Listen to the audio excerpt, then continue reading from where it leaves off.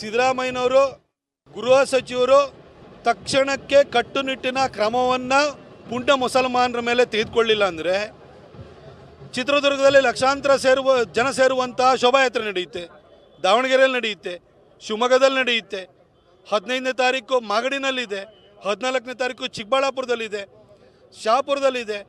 ಇಡೀ ಉತ್ತರ ಕರ್ನಾಟಕದಲ್ಲಿ ಭಾಳ ಅದ್ಧೂರಿಯಾಗಿ ಗಣೇಶೋತ್ಸವನ ಮಾಡ್ತಾರೆ.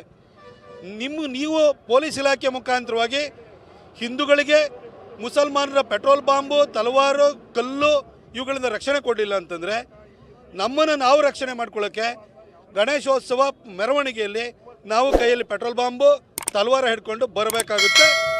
ಪರಿಸ್ಥಿತಿ ಕೈ ಮೀರಿದರೆ ಅದಕ್ಕೆ ಸಿದ್ದರಾಮಯ್ಯನವರು ನೇರವಾಗಿ ಹೊಣೆ ಆಗಿರ್ತಾರೆ. ಸಿದ್ದರಾಮಯ್ಯನವರು ಗೃಹ ಸಚಿವರು ತಕ್ಷಣಕ್ಕೆ ಕಟ್ಟುನಿಟ್ಟಿನ ಕ್ರಮವನ್ನು ಪುಂಡ ಮುಸಲ್ಮಾನರ ಮೇಲೆ ತೆಗೆದುಕೊಳ್ಳಿಲ್ಲ ಅಂದರೆ ಚಿತ್ರದುರ್ಗದಲ್ಲಿ ಲಕ್ಷಾಂತರ ಜನ ಸೇರುವಂತಹ ಶೋಭಾಯಾತ್ರೆ ನಡೆಯುತ್ತೆ, ದಾವಣಗೆರೆಯಲ್ಲಿ ನಡೆಯುತ್ತೆ, ಶಿವಮೊಗ್ಗದಲ್ಲಿ ನಡೆಯುತ್ತೆ, 15ನೇ ತಾರೀಕು ಮಾಗಡಿನಲ್ಲಿದೆ, 14ನೇ ತಾರೀಕು ಚಿಕ್ಕಬಳ್ಳಾಪುರದಲ್ಲಿದೆ, ಶಹಾಪುರದಲ್ಲಿದೆ. ಇಡೀ ಉತ್ತರ ಕರ್ನಾಟಕದಲ್ಲಿ ಭಾಳ ಅದ್ಧೂರಿಯಾಗಿ ಗಣೇಶೋತ್ಸವನ ಮಾಡ್ತಾರೆ.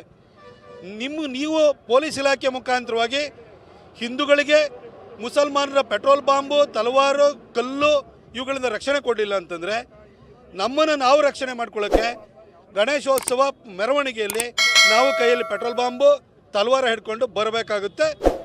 ಪರಿಸ್ಥಿತಿ ಕೈ ಮೀರಿದರೆ ಅದಕ್ಕೆ ಸಿದ್ದರಾಮಯ್ಯನವರು ನೇರವಾಗಿ ಹೊಣೆ ಆಗಿರ್ತಾರೆ.